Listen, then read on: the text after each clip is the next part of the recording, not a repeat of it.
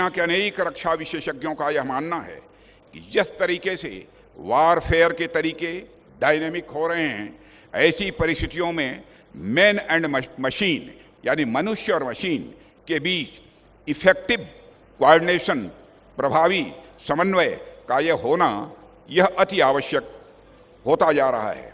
चाहे वह साधारण परिस्थिति हो या फिर असाधारण परिस्थिति, हर स्थिति में किसी भी कमांड सेंटर का उससे जुड़े हुए सभी लोगों के बीच इन्फॉर्मेशन के सीमलेस फ्लो का यह होना बहुत ज़रूरी है। और इस प्रकार के कम्युनिकेशन के लिए ऐसे सेंटर्स मैं मानता हूं कि बेहद इम्पॉर्टेंट होते हैं। साथियों, एक स्ट्रांग मिलिट्री कम्युनिकेशन सिस्टम कई कारणों से यह महत्वपूर्ण होता है। इफेक्टिव कम्युनिकेशन किसी भी कॉम्प्लेक्स ऑपरेशन के कोऑर्डिनेशन में यह बहुत ही आवश्यक हो जाता है और यह मिशन में शामिल पर्सनल के रोल, रिस्पॉन्सिबिलिटी और उस मिशन के ऑब्जेक्टिव्स के प्रति उनकी अवेयरनेस, उनकी जागरूकता को यह लगातार बढ़ाता रहता है। एक क्लियर और सिक्योर कम्युनिकेशन चैनल न केवल टाइमली और इफेक्टिव डिसीजन मेकिंग में वह मदद करता है, बल्कि कमांड के ऑर्डर्स को फील्ड फॉर्मेशन तक पहुंचाने और सबऑर्डिनेट से फीडबैक प्राप्त करने के लिए भी यह एक महत्वपूर्ण माध्यम होता है। साथियों, दूसरी ओर जब सोल्जर्स अपने को पूरी तरह से इन्फॉर्म्ड और इंक्लूडेड पाते हैं तो उनके मोरल और यूनिटी को बहुत ही बढ़ावा मिलता है। किसी भी युद्धस्थल या ऑपरेशनल एनवायरनमेंट में यदि पूरी इंफॉर्मेशन अवेलेबल हो तो इसका सेफ्टी और स्ट्रेटजी दोनों पर काफ़ी पॉजिटिव इम्पैक्ट होता है।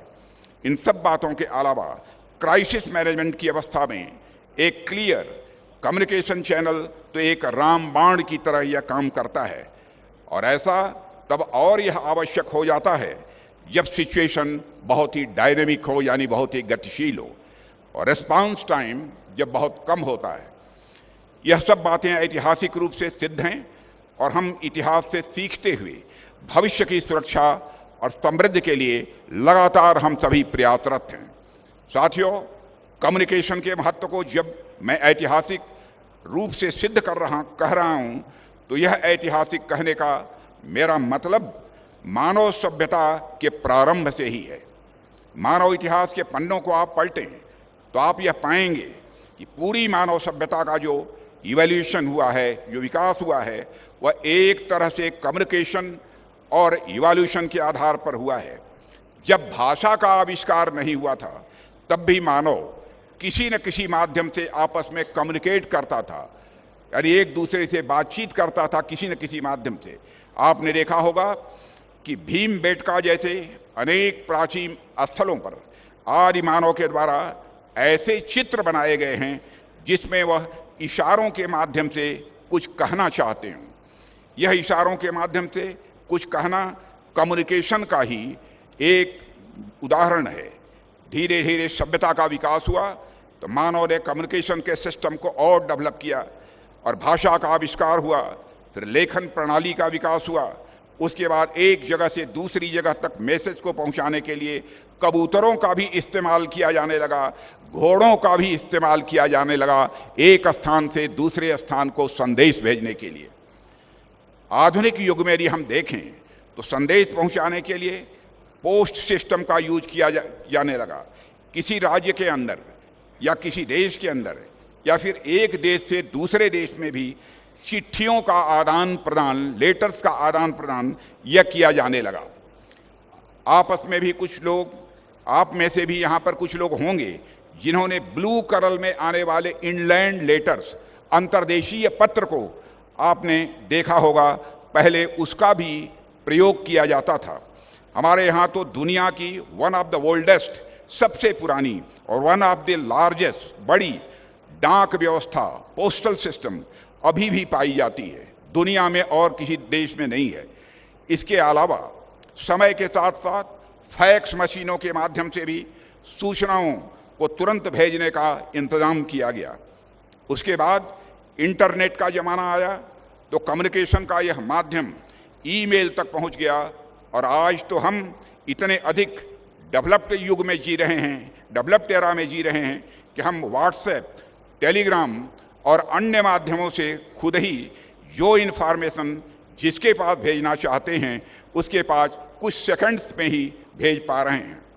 साथियों, आज हमने अपने कम्युनिकेशन के साधनों को इतना विकसित कर लिया है कि हम स्पेस में सैटेलाइट भेज रहे हैं।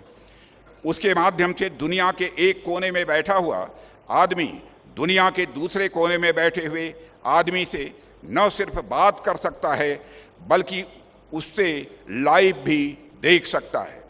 आज से कुछ दशक पहले जो चीज़ कल्पना लगती थी आज वह सच्चाई बन गई है, यथार्थ बन गई है, और ऐसा सिर्फ और सिर्फ कम्युनिकेशन के दम पर ही यह संभव हो पाया है।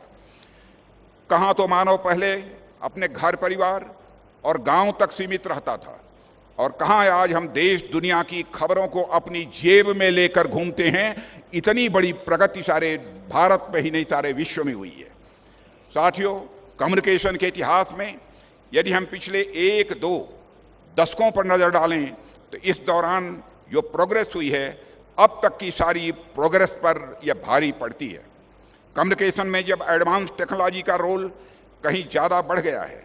कोविड के दौरान हम सब ने यह देखा होगा, जब लॉकडाउन था तो उस समय भी स्कूल कॉलेज आज सभी जब बंद हो चुके थे, उस समय भी यह संचार व्यवस्था कम्युनिकेशन के नए माध्यम का ही एक करिश्मा था। उसी का कमाल था कि शिक्षा व्यवस्था पर, चिकित्सा व्यवस्था पर और ज़रूरी सेवाओं पर कोई ज़्यादा नेगेटिव इम्पैक्ट नहीं पड़ने पाया। टेली एजुकेशन के माध्यम से विद्यार्थी घर बैठे शिक्षकों से ज्ञान प्राप्त करते रहे, और इसके अलावा डॉक्टर से सलाह मशविरा करने के लिए भी टेली कंसल्टेशन की प्रणाली भी काम में लाई जाती रही है। यह कम्युनिकेशन की ही भूमिका है साथियों कि अब हम सिर्फ आपस में ही नहीं बल्कि इंटरनेशनल लेवल पर भी इंफॉर्मेशन का आदान प्रदान कर रहे हैं। साथियों, आज हम जिस वेरी लो फ्रिक्वेंसी स्टेशन की स्थापना करने जा रहे हैं, यह हमारे मैरीटाइम फोर्सेस के लिए कम्युनिकेशन स्थापित करने की कड़ी में हमारा एक बहुत ही महत्वपूर्ण प्रयास है, और ये हमारी आर्म्ड फोर्सेस के कमांड सेंटर्स के साथ समुद्र में तैनात हमारी शिप्स और सबमरीन्स के बीच एक स्ट्रांग और रियल टाइम कम्युनिकेशन या